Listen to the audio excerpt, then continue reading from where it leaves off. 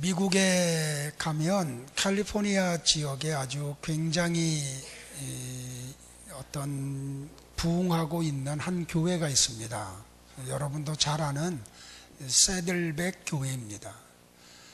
그 교회를 담임하는 릭 워랭 목사님이 책을 이렇게 많이 써서 많은 분들에게 방향을 일으키기도 하고 또 좀 이렇게 교리적인 문제에 또 부닥치기도 하긴 하지만 그분이 쓴 책 가운데 회복으로 가는 길이라는 책이 있습니다.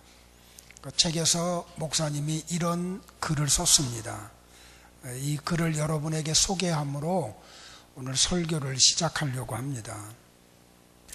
하나님께서 우리의 삶 속에 회복시키시기 원하는 것이 5가지가 있다. 첫째는 우리가 상처를 입었을 때 하나님은 우리를 치료하기를 원하신다. 둘째로 우리가 혼란에 빠졌을 때 하나님은 우리를 인도하기를 원하신다. 셋째는 우리가 아무것도 바꿀 수 없다는 무력감을 느낄 때 하나님은 우리가 변화될 수 있기를 원하신다. 네 번째는 아무도 우리의 문제를 이해하지 못한다고 느낄 때 하나님은 우리를 위로하기 원하신다. 다섯째, 우리가 불안하고 근심 걱정에 빠져 있어 두려울 때 하나님은 평화 주시기를 원하신다. 지금까지 살아온 우리가 상처를 받았다면 우리 모두는 회복이 필요하다. 회복으로 나아가는 데 있어서 가장 중요한 것은 먼저 내가 하나님이 아니라는 사실을 인식하는 것이다. 잘못을 저지르는 성향을 극복할 힘이 내게 없으며 내 삶을 스스로 통제할 수 없다는 것을 인정해야 한다. 이제 우리를 살펴보자. 우리 모두는 어떤 성향을 가지고 있다. 이 성향을 죄성이라고 한다. 이 죄성은 잘못을 저지르려는 우리의 욕망을 뜻하는 말이다. 이 죄성이 우리를 온갖 문제에 빠뜨린다. 이 죄성은 나에게 유익하지 않은 것들을 하게 한다.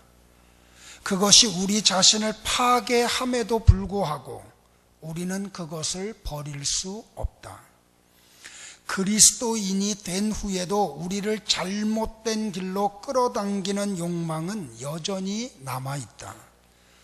천국에 가기 전까지 우리는 이 죄성을 버리지 못한다. 회복의 첫 원리는 바로 이 문제의 원인을 규명하는 것이다. 왜 나의 삶에 이런 일이 일어나는가에 대한 원인과 결과를 알아야 문제의 해결책을 찾을 수 있다. 우리가 안고 있는 문제의 원인은 바로 우리 스스로가 하나님이 되려 하는 것에 있다. 무엇이 옳고 그른지 우리는 내가 결정하려고 한다. 다른 사람의 말을 들으려 하지 않는다.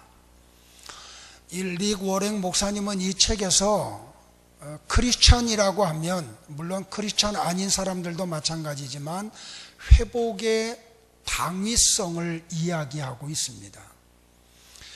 욥기 마지막 장에 오면 욥의 삶이 회복되는 것으로 욥기가 끝납니다. 이 말씀을 묵상하는데 하나님이 저에게 3가지 단어의 영상을 제게 주셨습니다. 하나는 회개고 또 다른 하나는 용서고 그리고 또 다른 하나는 회복입니다. 이 3개는 마치 고무줄과 같이 연결이 되어 있습니다. 저는 이 설교를 준비하고 대언을 하면서 하나님 앞에 이런 기도를 드리고 소원을 가지고 이 자리에 와서 설교를 합니다. 그것은 우리 성도들의 삶이 회복되기를 원하는 것입니다. 영적으로 좀 잘못되어 있는 분들이 계시다고 하면 영적 회복이 일어나고 어떤 육적인 어떤 질병 가운데 있는 분이 계시다고 하면 그 육체의 질병이 회복되기를 바라고, 어떤 인간관계에 얽히고 설킨 문제로 아파하는 분들이 있다고 하면 오늘 이 말씀을 들을 때에 얽히고 설켰던 인간관계가 회복이 되고, 물질의 영역에서 좀 아픔을 겪고 계신 분들이 계시다고 하면 이 물질의 영역도 회복되는 그런 회복의 은혜가 있기를 주님의 이름으로 축복을 합니다. 오늘 우리가 볼 첫 번째 키워드는 회개입니다. 본문 7절과 8절을 한 번만 더 같이 보겠습니다. 지금부터는 앞에 스크린을 꼭 참조해 주시기를 바랍니다. 제가 쉬운 성경으로 가져와서 우리가 통일을 좀 해야 되기 때문에 그렇습니다. 자, 같이 한번 봅니다. 시작. 여호와께서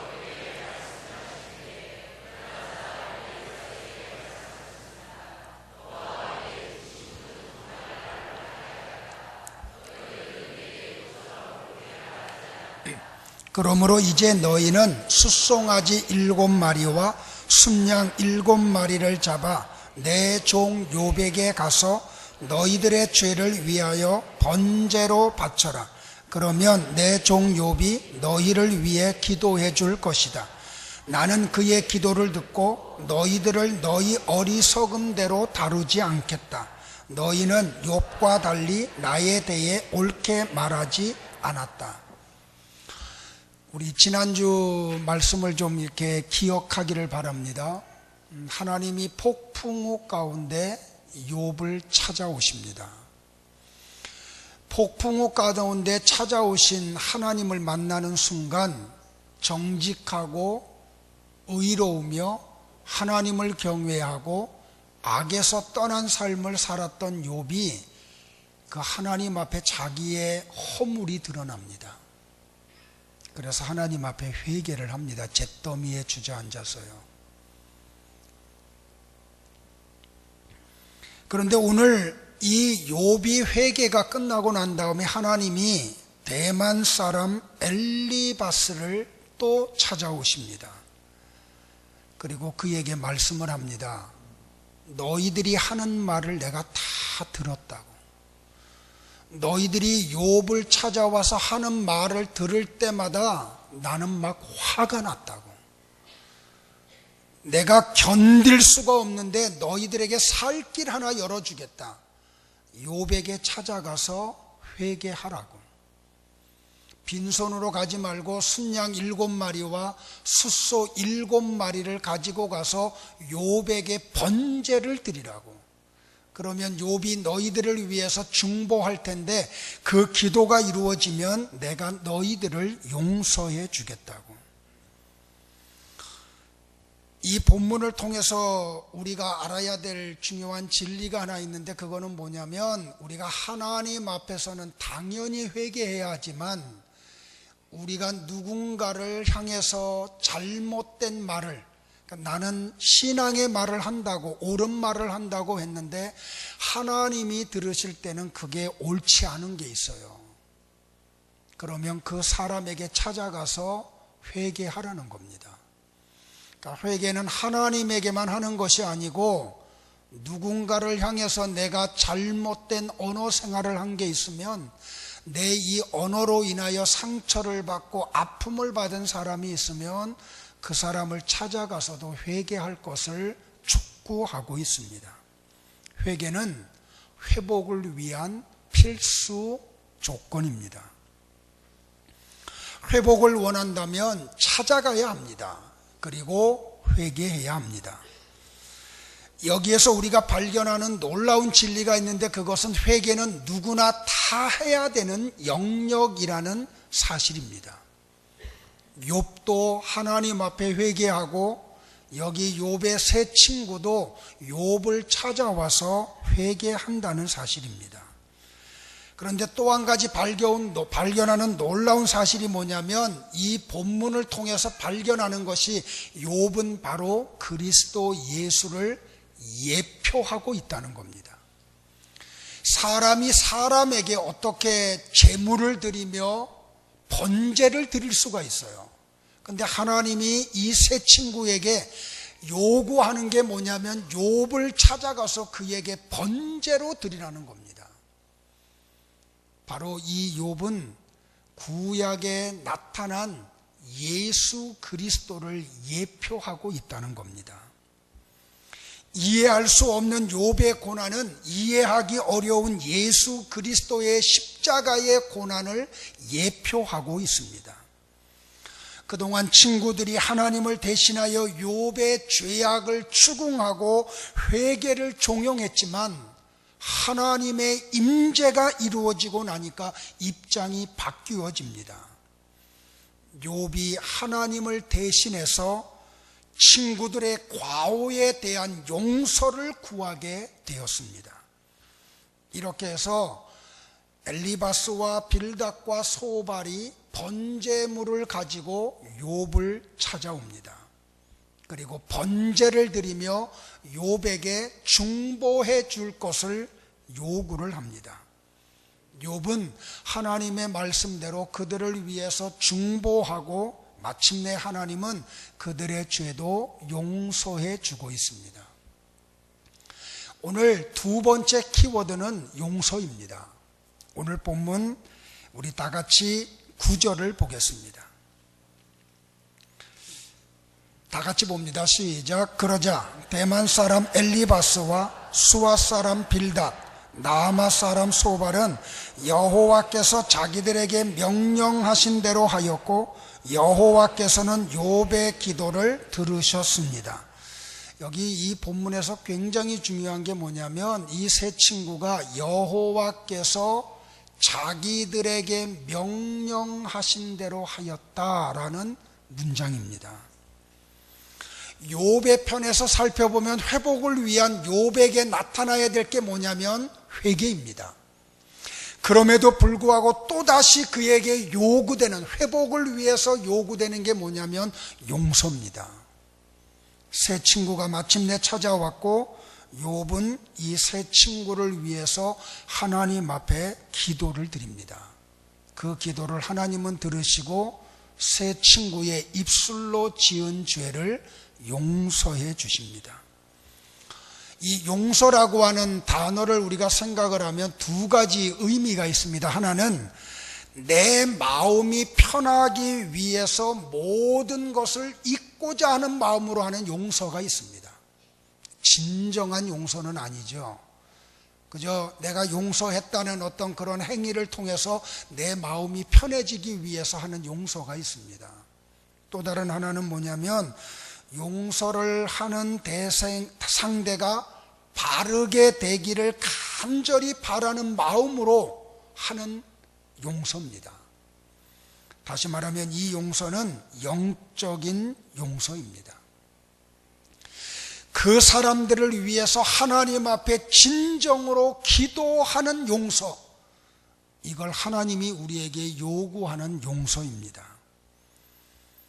예수님은 자신의 몸을 추스르기도 어려운 극한 상황인 십자가에서 당신이 만든 피조물들, 조롱하고 침을 뱉고 손가락질하고 십자가에 못 박은 피조물들을 향해서 하나님 앞에 이렇게 기도를 드립니다.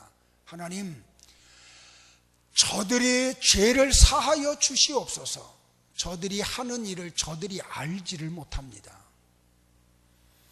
사랑하는 성도 여러분들, 나와 여러분이 정말 회복의 세계 속으로 들어가기를 원하면 마음으로 용서가 되지 않는 대성조차도 그리스도의 마음을 품고 용서하는 세계 속으로 들어가야 합니다.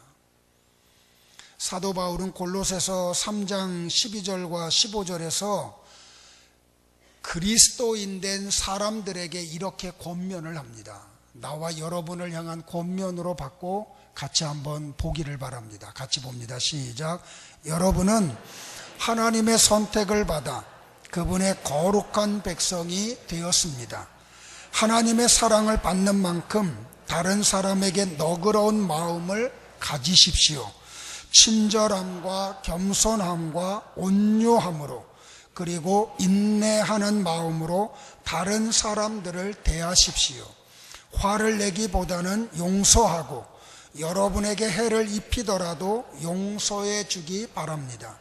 우리 주께서 우리를 용서하신 것 같이 우리도 다른 사람을 용서해 주어야 하지 않겠습니까?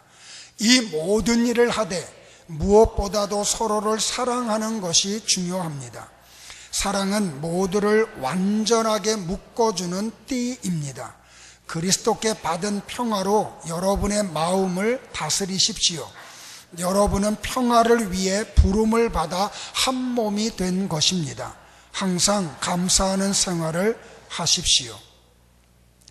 회복하기를 정말로 원하시나요? 여러분의 삶의 영역의 모든 부분들이 회복되기를 원하십니까?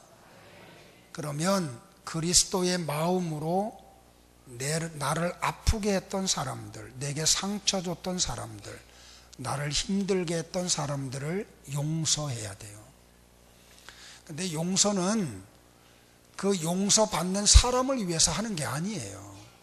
어떻게 보면 용서할 때 상대방은 자기가 무엇을 했는지도 몰라. 그럼에도 불구하고 용서를 해야 돼요. 이유는 용서는 나를 위한 것이기 때문에. 내가 정말 회복되기를 원하면 상대방의 반응과 관계없이 찾아오지 않는다고 할지라도 우리는 그를 용서해 주어야 돼요. 왜 그러냐면 우리는 하나님으로부터 먼저 일방적인 화해의 선물을 받은 자들이기 때문에 우리는 이 세상의 그 어떤 것으로도 용서받을 수 없는 상태에 놓여있던 죄인들이었어요. 그런데 하나님이 아무 조건 없이 나와 여러분의 모든 죄를, 허물을 다 용서해 주셨어요. 그래서 하나님의 자녀가 되었고 새 것이 되었어요. 거듭난 자녀에게 부여된 사명은 회복이에요.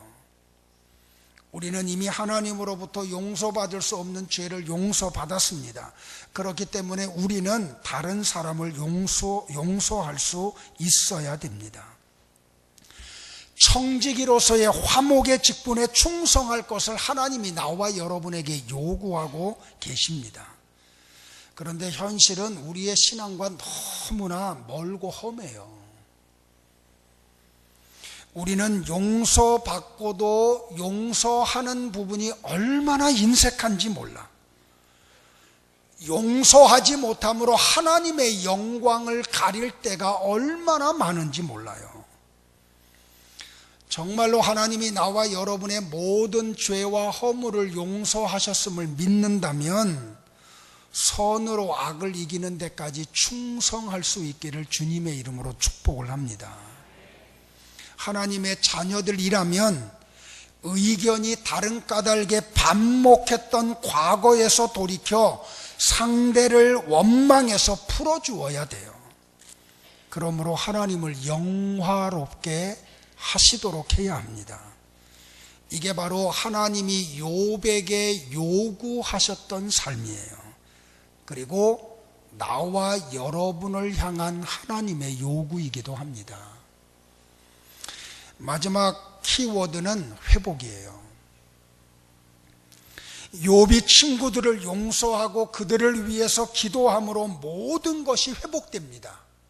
그의 삶의 영역에 모든 것들이 회복이 돼요. 다시 한번 얘기합니다. 나는 이 설교, 욥기서 마지막 설교를 하면서 우리 성도들의 삶이, 가정이 회복되기를 주의 이름으로 축복을 해요. 그럼 뭐가 회복이 되었나요, 여러분들? 첫 번째는 물질이 회복이 돼요. 오늘 본문 10절을 한번 다 같이 볼까요? 특별히 물질이 회복되기를 원하는 분들은 큰 소리로 읽으세요. 다 같이 봅니다. 시작. 욥이 자기 친구들을 위해 기도한 이후에 여호와께서는 그를 다시 번성케 하셔서 그에게 전보다 2배나 많은 복을 주셨습니다. 여기서 중요한 것이 하나님께서 그냥 욥의 재산을 회복시킨 게 아니라는 사실이에요. 욥이 친구들을 용서해 달라고 기도를 하고 난 다음에 이런 일들이 일어났다는 사실이에요. 그러니까 욥은 자기를 괴롭혔던 친구들을 위해서 기도할 수 있었고 안 할 수도 있는 주권적 자유를 하나님으로부터 받았어요. 하나님은 욥의 재산을 회복시킬 수도 있으시고 안 시키실 수도 있는 주권적 자유를 하나님도 갖고 계세요. 회복이 어떻게 일어나는지 아세요, 여러분들? 이 하나님의 은혜의 주권적 자유가 인간의 주권적 자유, 회개와 용서라고 하는 주권적 자유와 만날 때 회복이 일어나요. 그러니까 여러분들, 회복은 모든 사람들이 원하잖아요. 그런데 모든 사람의 삶의 영역에 회복이 나타나지 않는 이유가 뭔지 아세요? 1차적으로는 하나님의 은총의 자유적 주권이 우리에게 찾아와야 돼요. 그 상태에서 내가 그 하나님이 내 삶에 요구하는 회개와 용서의 주권적 자유가 삶 속에서 나타날 때, 그때 회복이 일어나요. 이거 알아들어야 되는데, 그러니까 어떤 외부적인 강압적 요구 때문에 하는 게 아니에요. 부담감 때문에 하는 게 아니에요. 인격 존재가 누릴 수 있는 주권적 자유에서 비롯되는 거예요. 어저께 우리 성도 가정에 돌예배가 있었어요. 요 바로 앞에 있는 운정 행복센터 7층인가요? 뷔페 식당이 있어요. 그래서 12시부터 하는데 11시 반에 먼저 예배를 드렸어요. 설교를 다 하고 난 다음에 마지막에 부부에게 제가 이런 말을 했어요. 잠언서 22장 4절 말씀을 가지고 설교를 했거든요. 겸손과 여호와를 경외함의 보상은 재물과 영광과 생명이니라. 그래서 애들 잘 가리키라고. 그러면 겸손한 삶을 살게 하고 여호와를 경외하는 삶을 살게 하면 하나님이 재물도 주시고 영광도 주시고 또 생명도 주신다고. 그러면서 마지막에 이런 멘트 했어요. 집사님 부부가 주일 오후 예배 빠지지 않기를 바래요. 그랬더니 친할아버지 할머니가 깜짝 놀라시는 거야. 왜 할머니하고? 너희들 주일 오후 예배 안 가냐? 그럼 혼을 내더라고요. 자, 이제 오늘부터 저희 3층에서 예배 드려요. 여러분도 포함해서 여러분의 주권적 자유예요. 주일 오후 예배를 참석할 거냐 안 할 거냐. 여러분의 주권적 자유예요. 내가 회개의 삶을 살 거냐 안 살 거냐. 주권적 자유예요. 어떤 분은 이 말씀을 듣고 그래, 내가 정말 내 삶에 회복이 필요해. 그러면 하나님이 내 허물을 용서하시기를 원하니까 회개하자. 어떤 사람은 그냥 설교를 들었지만 뭐 그게 그대로 이루어지겠어? 그리고 안 하는 분들도 있어요. 주권적 자유예요. 자, 누군가 나를 힘들게 한 사람을 용서하느냐 안 하느냐도 여러분 스스로 할 주권적 자유예요. 선택이에요. 그러나 그걸 하느냐 안 하느냐에 따른 결과는 여러분이 선물이고 여러분이 받아야 할 몫이에요. 그러니까 제가 이걸 설교 준비하면서 그때부터 자유로워지는 거예요. 이제부터 큰 소리 칠 필요 없구나. 그러니까 나는 할 도리만 하면 되는구나. 깨닫기를 주의 이름으로 축복을 합니다. 자, 어떤 회복이 일어나나요, 여러분들? 두 번째는 관계의 회복이 일어나요. 11절, 12절을 보겠어요. 한번 볼까요? 다 같이요. 시작. 그러자 그의 모든 형제 자매와 전에 그를 알았던 모든 자가 와서 그와 함께 식사를 하였습니다. 그들은 여호와께서 욥에게 내리셨던 모든 재앙을 생각하며 그를 위로하고 슬퍼해 주었습니다. 각각 욥에게 선물로 주었습니다. 여호와께서 욥의 말년에 처음보다 더 큰 복을 주셔서 그는 14,000마리의 양과 6,000마리의 낙타와 황소 1,000결이와 당나귀 1,000마리를 소유하게 되었습니다. 욥이 욥기서 2장에 보면 피부병에 걸려요. 아주 그냥 종기들이 나요. 온 몸이 머리끝부터 발끝까지 고름으로 다 덮여 있어. 그러니까 그가 잿더미에 주저앉아가지고 깨어진 기아장으로 긁어도 시원하지 않을 정도로.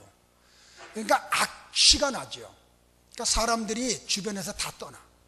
마치 못 쓰게 된 물건을 쓰레기 더미에다 갖다 버리듯이 모든 사람이 욥을 쓰레기 더미에다 갖다 버려버렸어요.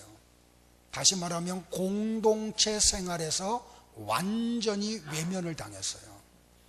사람 취급을 못 받은 거예요. 다시 말하면 사회적으로 죽음을 선고받았어요. 그런데 욥을 멀리하고 조롱하던 일가 친척들과 이웃들과 친구들이 하나님이 그를 회복시키니까 그를 다시 찾아와요. 사람으로 대우해주고 공동체의 일원으로 받아줘요. 이 관계의 회복은 물질의 회복보다 훨씬 좋은 회복이에요. 세 번째로 어떤 회복이 일어나냐면 가정의 회복이 일어나요.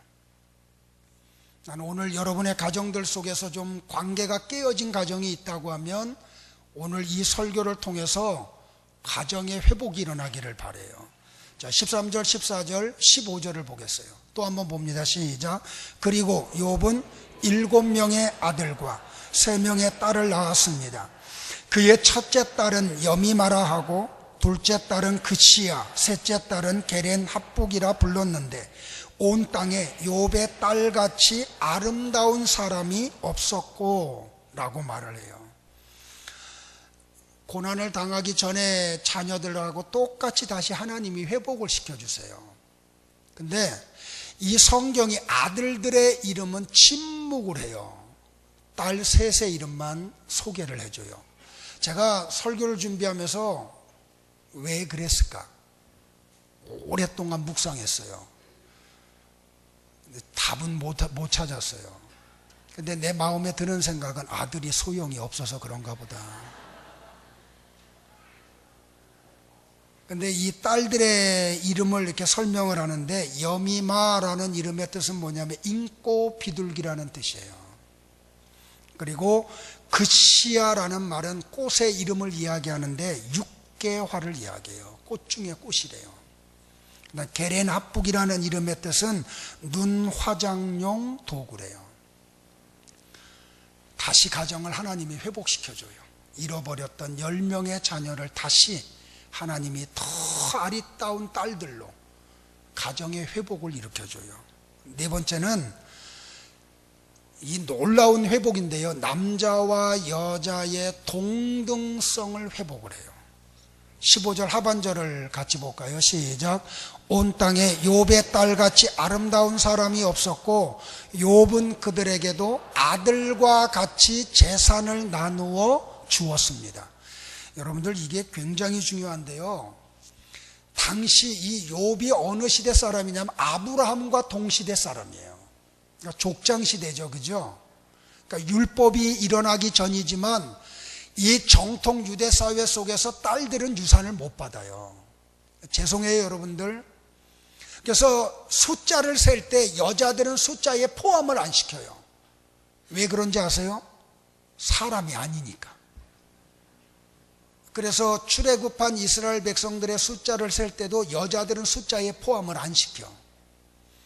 그 베세다 들녘에서 보리떡 5덩어리와 물고기 2마리로 5,000명을 먹이는 표적을 할 때도 뭐라 그래요? 장정만 5,000명이래요. 왜? 여자는 사람이 아니니까. 그런데 보세요, 이 욥의 시대에 그 민수기서 27장 1절로 11절에 보면 유대의 율법에 여자들은, 딸들은 유산을 못 받아요. 받을 때가 딱 한 번 있어요. 아들이 한 명도 없을 때. 그러니까 아들 한 명에 딸이 10명이면 딸 10명은 유산 하나도 못 받아요. 아들이 다 받아요. 그런데 여기 아들이 7이 있는데도 불구하고 욥이 유산을 나눠주는데 똑같이 10분의 1로 나누어줘요. 뭘 말하냐면 이 남자와 여자의 인격의 동등성을 회복시킨 거예요. 그러니까 여러분들 아브라함 시대에 이런 일을 했다는 게 이게 엄청난 사회적 이슈예요. 그러잖아요. 우리는 뭐 100년 전만 돌아가도 우리 사회에서 이게 안 됐던 사회에 우리가 있었잖아요. 이렇게 회복이라고 하는 게 얼마나 놀라운 능력을 가지고 있는지 몰라요. 마지막 회복된 게 있어요. 건강이 회복이 돼요. 16절 17절을 또 한번 보겠습니다. 다 같이 볼까요? 시작. 그 후 욥은 140년을 더 살면서 자손을 4대까지 보았고 오래 살다가 세상을 떠났습니다. 아브라함이 몇 년 살았나요? 176년 살았나요? 근데 욥에 가리켜서 성경이 뭐라고 말하냐면 그가 140년을 더 살았대요. 성경이 침묵을 하거든요. 욥이 고난을 당할 때 나이가 몇 살이었나? 성경이 말을 안 해줘요. 근데 제가 유추해 보니까 욥기서 1장에 보면은 욥이 10자녀를 데리고 있었어요. 욥이 만약에 17살에 결혼했다고 하면 10명의 자녀를 낳으려면 낳자마자 낳고 그러더라도 몸은 푼 다음에 낳아야 되잖아요. 그죠? 그러면 1살 터울로 낳았다 그러면 몇 살이 돼요? 적어도 37은 넘었다는 거죠. 근데 이 아이들이 또 성장까지 했잖아요. 그러니까 제가 유추해 볼 때 욥이 고난당할 때의 나이가 한 적어도 50에서 60은 되지 않았을까. 그러면 그렇게 유추해 보면 욥이 200수를 산 거예요. 그러니까 시편 90편 10절에 의하면 우리의 연수가 70이고 강건하면 80이라도 라고 말을 했는데 건강한 사람보다도 3배 이상을 더 산 거예요. 그러니까 종기 났던 모든 몸이 다 회복될 뿐만 아니라 10명의 자녀를 더 낳을 수 있을 정도로 정력도 좋아진 거예요. 부부관계가 얼마나 좋았을까. 노년에 10명의 자녀를 더 낳았으니까요. 그러니까 이 욥의 회복이 건강도 회복될 뿐만 아니라 수를 더 많이 사는 그런 회복의 역사가 일어나요. 성도 여러분들, 말씀 정리할게요. 회복되기를 주의 이름으로 축복합니다. 한 분 한 분 삶 속에, 가정이, 여러분이 경영하는 기업 속에 회복의 능력이 찾아오기를 바라요. 그러기 위해서 뭐 해야 된다고요? 회개와 용서의 세계 속으로 우리가 들어가야 돼요. 신앙생활은 주는 것만큼 받는 기브 앤드 테이크가 결코 아니에요. 만약에 하나님의 은총이 우리가 어떤 행위에 대한 대가로 주어지는 것이라고 하면 그것은 더 이상 은총이 아니기 때문에 그래요.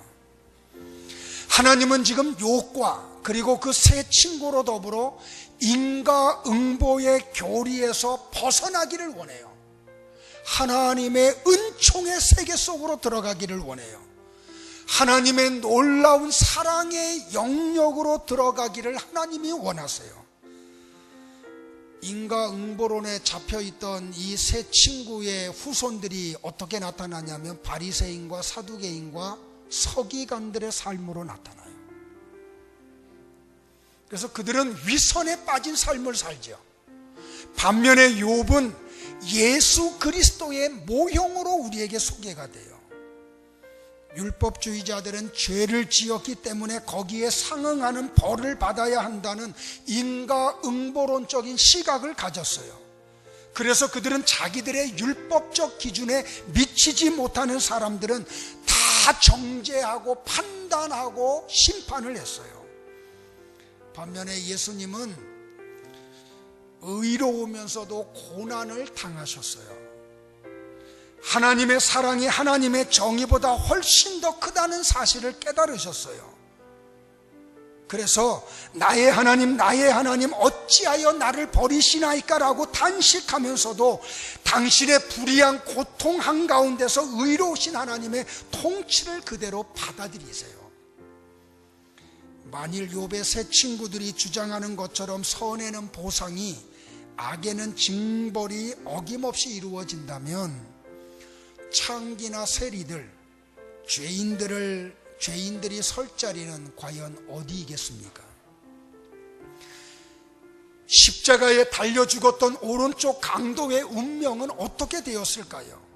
탕자의 삶은 어떻게 되었을까요? 현장에서 가늠하다 붙잡힌 여인은 어떻게 되었으며 세리장 삭개오는 어떻게 되었을까요? 성도 여러분들, 잊지 마십시오.